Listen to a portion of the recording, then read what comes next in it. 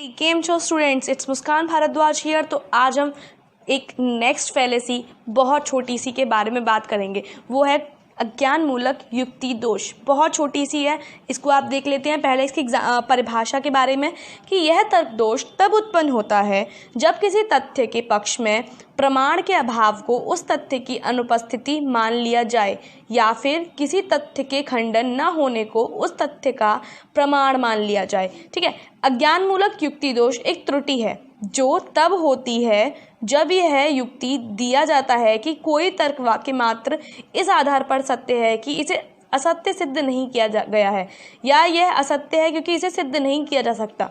मतलब कि अगर कोई चीज़ को, अगर ये सच है तो इसको झूठ नहीं बताया जा सकता, या कोई झूठ है तो इसे सच नहीं साबित किया जा सकता। तो यहाँ पर होता है अज्ञान मूलक युक्ति दोष। आपको पढ़ के इसमें आ गया होगा कि जहाँ पर ज्ञान की कमी होती है वही होती है अज्ञान मूलक युक्ति दोष।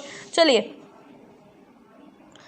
ठीक है, यहाँ पर बात करेंगे कि अक्सर उपभोक्ता दुकानदार से किसी चीज़ जैसे कपड़े की गुणवत्ता के विषय में पूछते हैं, तो दुकानदार उन्हें जवाब देता है कि आज तक किसी ने भी इसकी शिकायत नहीं की, इसलिए कपड़े के अच्छे होने का पर्याप्त प्रमाण है। वो पूरा एडवर्टाइजमेंट करता है कि आप लोग पूछते होंगे जाके, जैसे लड़कियों में होता है कि भैया ये कैसे है, इसका कपड़ा कैसा है, तो वो बोलता है कि दुकानदार जवाब देता है कि मैडम आज तक इसमें कोई ख़राबी नहीं आई है।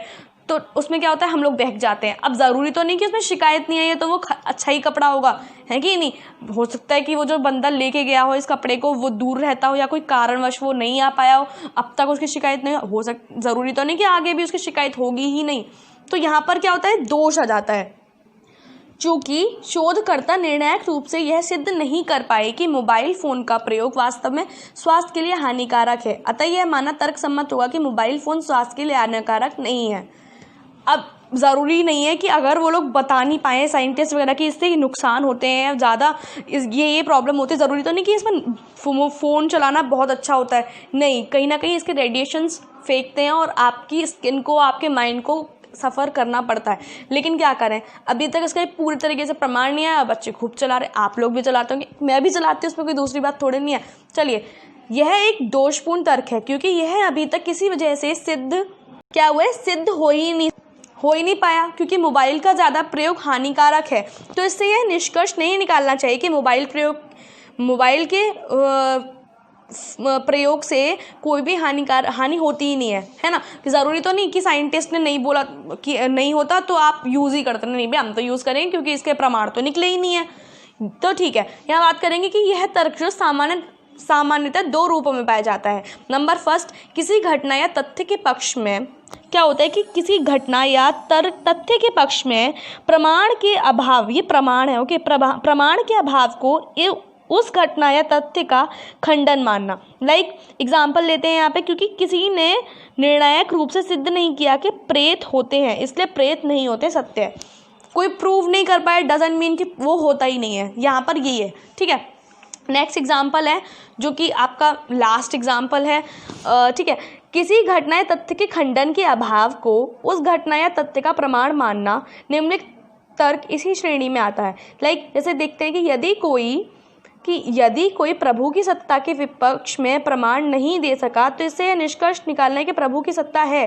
प्रमाणहीनता का अभाव ही युक्ति का प्रमाण है। एग्जाम्पल देखते हैं, जैसे कि तुम उड़न तश्तरियों के अस्तित्व के विरुद्ध कोई प्रमाण नहीं दे सकते, अतः तुम्हें मानना होगा कि उड़न तश्तरी का अस्तित्व है। इसमें भी अज्ञान मूलक दोष है। और ऑलरेडी इसने पहले ही बता दिया कि जहाँ पर उसको लगे कि ये चीज़ सही है लेकिन वो प्रूव नहीं हुई हो तो ज़रूरी तो नहीं वो सही ही होगी कोई चीज़। तो यहाँ पर हमने ऑलमोस्ट 4 मिनट में अपनी अज्ञान मूलक युक्ति दोष खत्म कर दिया। इसको भी आप लोग नोट करना चाहे नोट कर लीजिए, या फिर ऐसे समझना चाहे ऐसे समझ लीजिए। It's sufficient, it's up to you. So guys, next fallacy next class में एज यूजुअल। तो आप लोग देखते रहिए, शेयर करते रहिए, बिल्कुल भी मत भूलिए शेयर करना, क्योंकि ये इट्स मैंडेटरी। अपने साथ साथ दूसरों का भी भला करना ही तो दुनिया का नियम है ना। तो चलिए, तो अब हम लोग कल मिलेंगे।